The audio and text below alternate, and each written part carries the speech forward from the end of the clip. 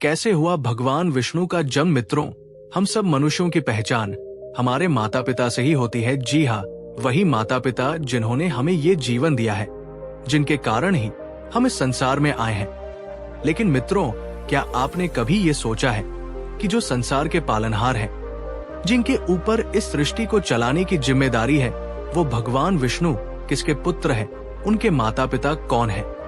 आज के इस वीडियो में हम आपको भगवान विष्णु की जन्म कथा बताएंगे और ये भी बताएंगे कि कैसे वो सृष्टि के पालनकर्ता बन गए। तो मित्रों, नमस्कार और स्वागत है आप सभी का एक बार फिर महाकाल शिव ज्ञान पर।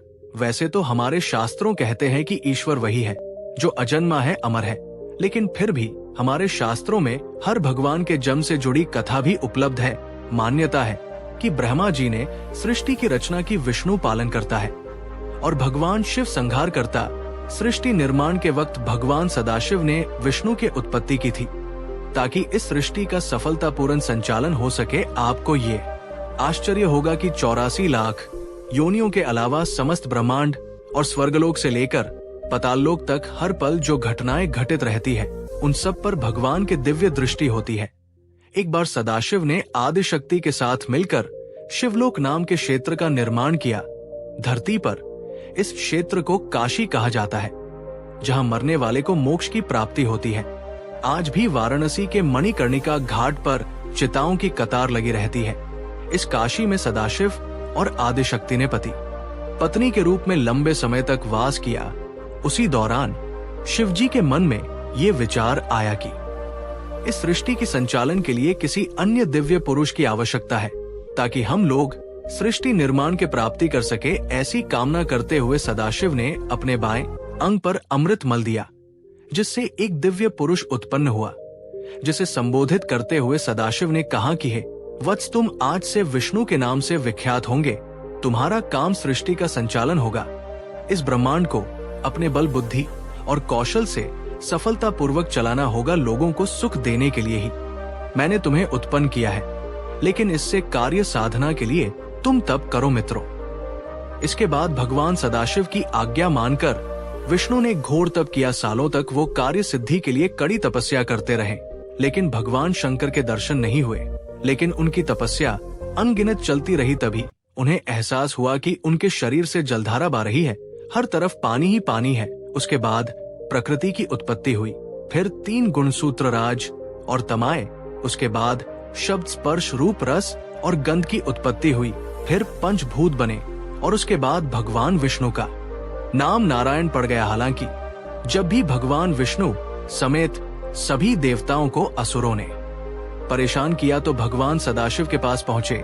खुद भगवान विष्णु भी असुरों का संहार किए और देवताओं के सुरक्षा के लिए 23 बार अवतार ले चुके हैं। शायद उनके 10 अवतारों के बारे में ही जानते होंगे, लेकिन उन्होंने अब तक 23 अवतार लिए हैं और 24वां अवतार अब कलयुग में कल्कि के रूप में होने वाला है।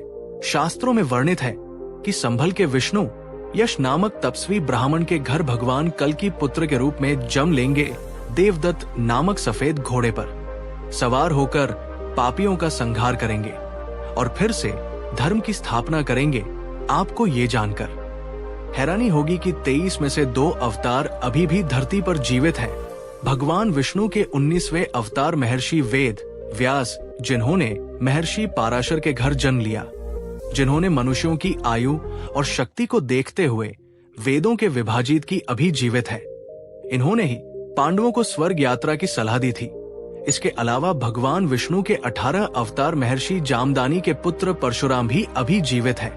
इन्होंने अपने पिता ऋषि जामदानी की मृत्यु का बदला लेने के लिए इस धरती को 21 बार क्षेत्रीय विहीन कर दिया था। कहते हैं कि पिता की मृत्यु के बाद उनकी मां ने जितनी बार छाती पीटकर विलाप किया, उतनी ही बाहर परशुराम ने क्षत्रियों का संहार किया।